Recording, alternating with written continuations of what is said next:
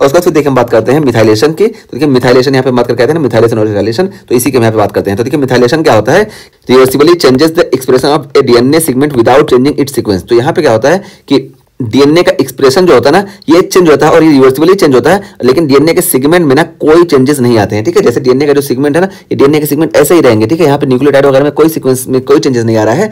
बस यहाँ पे क्या होगा कि इसका जो फंक्शन है ना, ये अल्टर हो जाएगा। ठीक है, तो ये फंक्शन कैसे अल्टर होता है, देखिए यहाँ पे ये बताया गया कि reversibly change the expression of A DNA. जो डीएनए का एक्सप्रेशन अल्टर हो जाएगा, क्योंकि डीएनए जैसे यहाँ पे कुछ एमआरएनए का फॉर्मेशन कर रहा था, अब जब इसका मिथाइलेशन हो जाएगा तो कुछ और एमआरएनए का फॉर्मेशन करेगा, लेकिन यहाँ पे जो इसका मेन स्ट्रक्चर है ये अल्टर नहीं होगा। तो कैसे होता है देखिए हम बताते हैं। ठीक है, तो यहाँ पे होता क्या है कि इन्वॉल्व विद एजिंग। अच्छा, यहाँ पे देखिए पहले ये बताया गया कि ये हमको डीएनए मिथाइलेशन कब देखने को मिलता है, तो एजिंग में देखने को मिलता है, कार्सिनोजेनेसिस में देखने को मिलता है। इसी तरीके से एपिजेनेटिक्स, जीनोमिक इम्प्रिंटिंग और ट्रांसपोजेबल एलिमेंट रिप्रेशन और एक्स क्रोमोसोम एक्टिवेशन, इन सारी कंडीशंस में हमको डीएनए का मिथाइलेशन देखने को मिलता है। जब डीएनए का मिथाइलेशन देखने को मिलता है तो हम बताना कि डीएनए का जब मिथाइलेशन देखने को मिलेगा तो डीएनए जो है यू क्रोमेटिन से हेट्रोक्रोमेटिन में कन्वर्ट हो जाता है, और जब हेट्रोक्रोमेटिन में कन्वर्ट हो गया तो क्या हुआ कि डीएनए का जो फंक्शन था यहाँ पे, यानी कुछ प्रोटीन का फॉर्मेशन कर रहा था, एमआरएनए का फॉर्मेशन उससे प्रोटीन का फॉर्मेशन हो रहा था, ये नहीं होगा। तो इस तरीके से यहाँ पे डीएनए के फंक्शन में हमको रिवर्सिबल चेंजेस देखने को मिलते हैं, क्योंकि इसको हम अगर सही करना चाहेंगे तो यहाँ पे हमारा कुछ रिवर्सिबल हो सकता है। ठीक है, ये रिवर्सिबल नहीं होता, ये रिवर्सिबल तो हमारा तब होता है जब म्यूटेशन वगैरह होता है। ठीक है, तो ये होता है, लेकिन यहाँ पे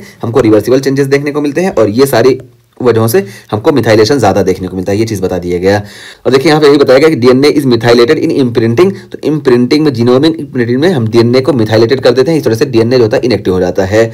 और उसके बाद फिर देखिए यहाँ पे बताया गया कि methylation within gene promoter सीपीजी island typically represent gene transcription. तो यहाँ पे देखिए मिथाइलेशन जब जीन प्रमोटर जिसको हम सीपीजी आइलैंड बोलते हैं, यहाँ पे देखने को मिलता है, तो क्या करता है कि ये जीन ट्रांसक्रिप्शन को रिप्रेस कर देता है, साइलेंस कर देता है। कैसे करता है, तो हम बताए ना कि मिथाइलेशन जब करता है तो डीएनए और ज्यादा कंडेंस हो जाता है, तो ऐसा होता है। और यहाँ पे सीपीजी का मेन रोल क्या है कि सीपीजी देखिए सबसे ज्यादा हमको यहीं पे मिथाइलेशन देखने को मिलता है। जब यहाँ पे मिथाइलेशन देखने को मिलेगा तो डीएनए और ज्यादा कंडेंस हो जाएगा, इस वजह से हमको ऐसा देखने को मिलेगा। देखिए सीपीजी आइलैंड क्या होता है, देखिए हम बताएं, ये देखिए ये हमारा साइटोसिन है और देखिए गुआनिन है। ठीक है, तो इसी को हम बोलते हैं सीपीजी आइलैंड। इधर से अगर हम देखेंगे तो ये हमारा है सीपीजी आइलैंड। ठीक है, तो ये सी है और ये जी होना चाहिए। देखिए हम यहाँ पे इसको सी बनाए, ये हमारा जी है। ठीक है, तो ये जी है हमारा, तो ये हमारा सीपीजी आइलैंड है और यहीं पे हमको मिथाइलेशन देखने को मिलता है। ठीक है, तो ये सीपीजी आइलैंड है, देखिए इधर सी है उधर जी है। ठीक है, साइटोसिन और गुआनिन है, तो यहाँ सीपीजी आइलैंड पे हमको मिथाइलेशन देखने को मिलता है। इस वजह से जो होता है डीएनए साइलेंट हो जाता है, यानी यूक्रोमेटिन से हेट्रोक्रोमेटिन में कन्वर्ट हो जाता है। ये चीज यहाँ पे बताई गई। और उसका भी देखिए क्या है, सीपीजी मिथाइलेशन मेक्स डीएनए म्यूट। तो कैसे याद रखेंगे, तो सीपीजी मिथाइलेशन मेक्स डीएनए म्यूट, तो यहाँ पे एम से याद रखेंगे, मिथाइलेशन मेक्स डीएनए म्यूट। तो सीपीजी का होता है और सबका अगर किसी को मिथाइलेशन होना तो डीएनए कंडेंस हो जाएगा, और सीपीजी का मोस्टली होता है, इस वजह से सीपीजी पे हमें फोकस किया गया है।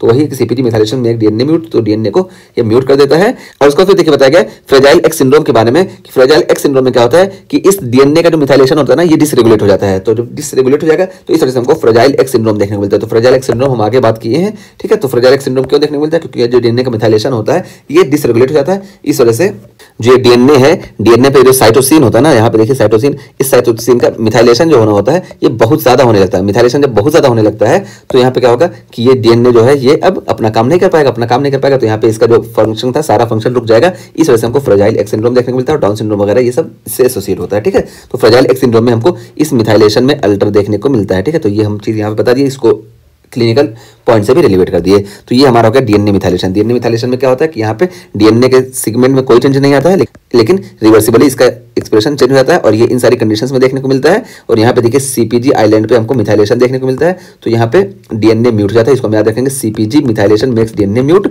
और इसी मिथाइलेशन के डिसरेगुलेशन की वजह से, यानी बहुत ज्यादा मिथाइलेशन होता है, इस वजह से हमको फ्रेजाइल एक्स सिंड्रोम देखने को मिलता है। और फ्रेजाइल एक्स सिंड्रोम में हम अलग से बात करेंगे। ठीक, तो ये चीज हो गई। अब आइए हम बात करते हैं हिस्टोन मिथाइलेशन की।